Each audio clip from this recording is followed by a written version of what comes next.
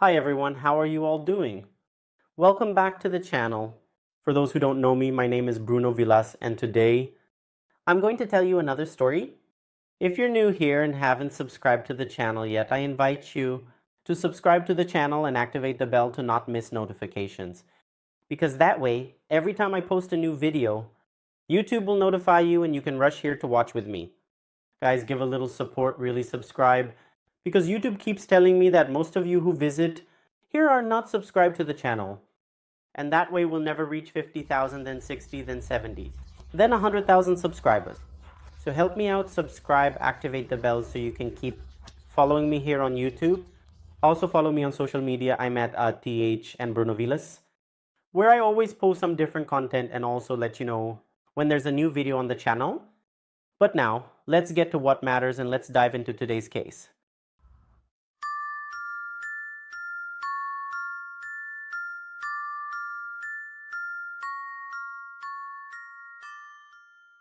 When we talk about sexual predators, many things come to mind. In fact, this case might be a trigger for some people, so I recommend caution when following it. If at any point you feel uncomfortable, I suggest you take a look at the criminal cases playlist and choose a case with a different theme. From the one we are going to discuss here today, the term sexual predator is used to describe a person who harms another person physically or mentally to obtain or attempt to obtain sexual contact, acting in this manner like a predator, a hunter. If you paid close attention to what I said, you might have noticed that I mentioned the term is used to describe a person, and this is exactly where the crux of the matter lies. In the overwhelming majority of cases, whenever we think of child abuse or non-consensual lewd acts, we immediately imagine a person, such as a specific individual of the male gender, as the aggressor. In fact, the most recent research indicates that 97% of abuse cases have men in the role of the aggressor, with 80% of the cases involving abuse occur within the home by people from the same family or by relatives and close friends of the victims. But today, I indeed want to draw attention to those remaining 3%. In this equation, is it possible that women are also capable of abusing children and adolescents? Today, we are going to learn about the story of an American woman named Marissa Mowry. She was born in 1992, and her childhood was not easy at all. She was often neglected from a young age by her parents, who frequently left her often alone, and when they were home, they treated her with a lot of violence. In her teenage years, she tried to improve their relationship, but she was not successful. Marissa ended up leaving home, and for a while she was homeless. She had various legal issues and completed high school while confined in an institution for juvenile offenders. As soon as she was released, the young woman got involved in a relationship with a young man, and from these encounters, she ended up having a child. The child's father went to court to obtain custody of the child because he accused Marissa of being negligent and incapable of raising a baby.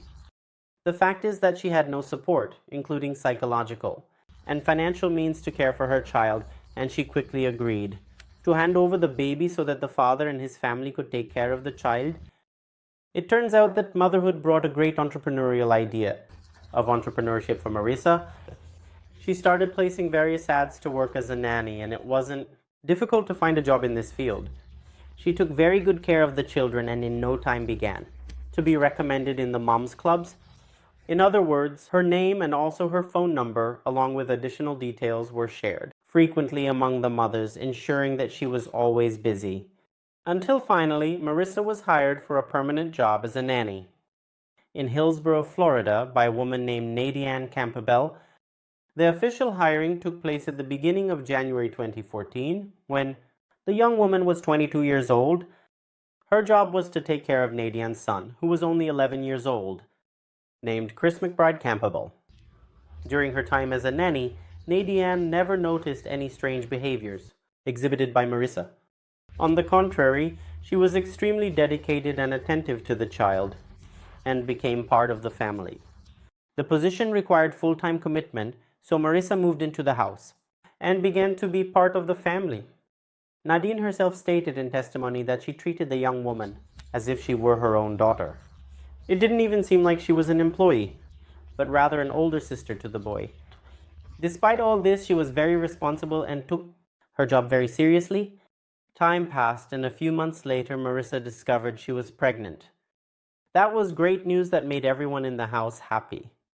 The young woman said she had a boyfriend, and that led everyone to believe that he was the father of the child. This information was confirmed sometime later by Marissa, who also stated that her boyfriend was very happy and thrilled with the idea of becoming a dad. Everyone was very happy with the news of the baby's arrival. Everything went well with the young woman's pregnancy, and in October 2014, she gave birth to a beautiful and healthy baby. The family visited Marissa in the hospital and took several photos with the little one. As soon as she was discharged, she returned to Nadine's house and continued, working there for a few more months.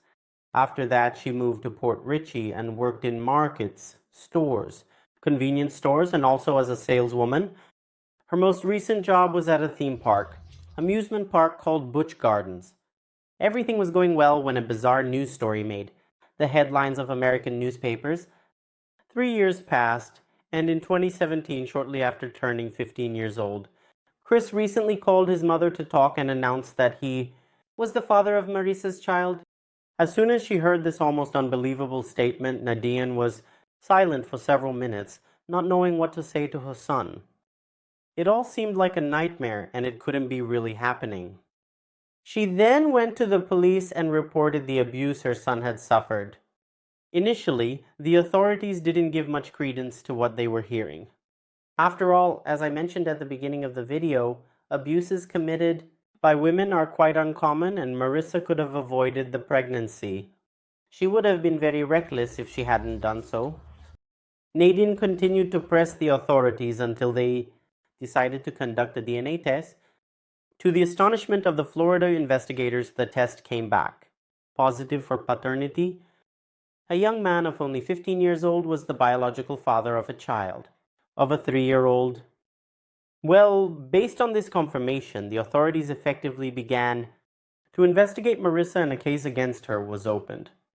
Shortly thereafter, she was arrested and held in custody by the Florida police. When she was arrested, she had another child with a man who also went to court to gain custody of the child.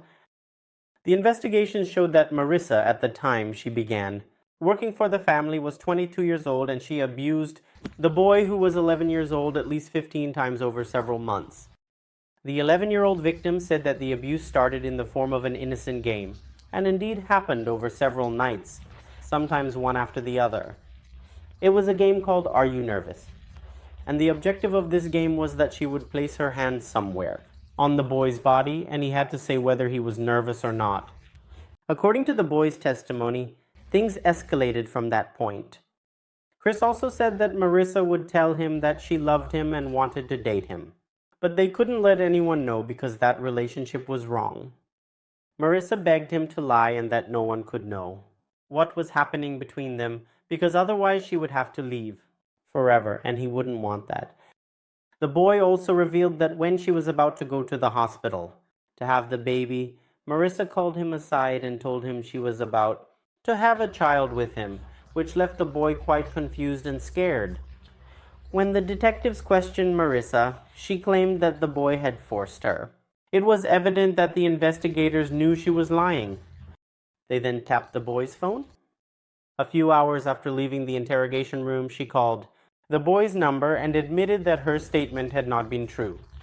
Later, she changed her statement and said that all the relations were consensual, which also did not convince anyone, especially because a child of 11 years old is not capable of consenting to an act of this nature, right, folks? It also became evident that after the baby was born, the aggressor continued abusing the boy for another 3 years until he was 14 years old and told everything to his mother. In September 2017, Marissa Mowry pleaded guilty to several charges. Serious and concerning allegations of sexual assault against victims under 12 years of age. Prosecutors at the time were talking about a life sentence. But 2 years passed before the sentencing date was scheduled. On Wednesday, October 16, 2019, almost 5 years after, sexually assaulting an 11-year-old boy, Marissa, who at this date was 28 years old, appeared in court to hear her sentencing. The public defender's office presented information about her childhood.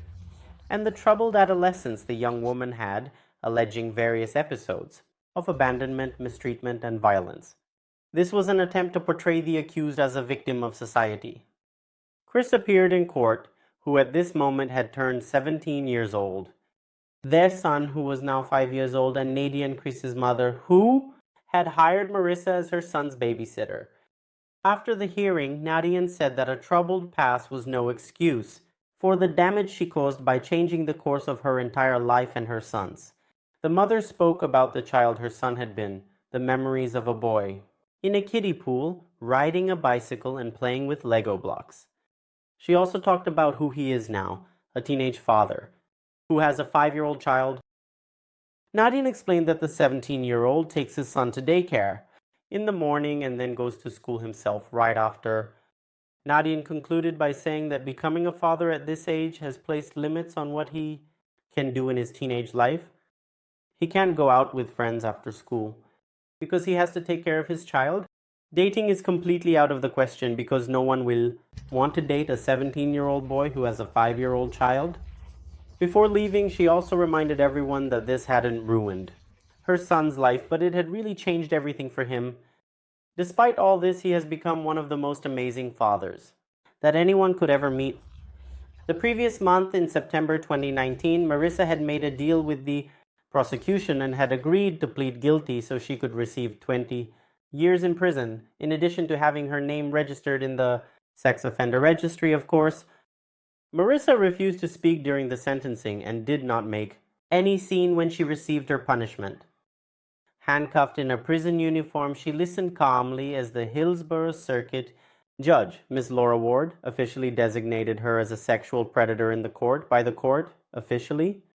Having this information in her records means that when she is released, she will spend the rest of her life dealing with a series of restrictions. Furthermore, as I just mentioned, she made a deal with the prosecution, and her sentence was 20 years in prison. When leaving the courthouse, Nadian was stopped by journalists and took the opportunity to make an appeal for other parents to be vigilant with their children and to start investigating thoroughly when something seems out of place. She admitted she never imagined that women could be sexual predators, and that this innocent thought had cost her child's childhood. And now I want to know your opinion. Did you know that there are women who commit sexual assaults on children? Do you know someone who has gone through something similar? Leave your opinion and also your experiences here in the comments for me. If you've stayed with me until now, I ask you to leave your like, which really motivates me to continue bringing this type of content to you. This was today's case. I'll stop here and see you in the next video.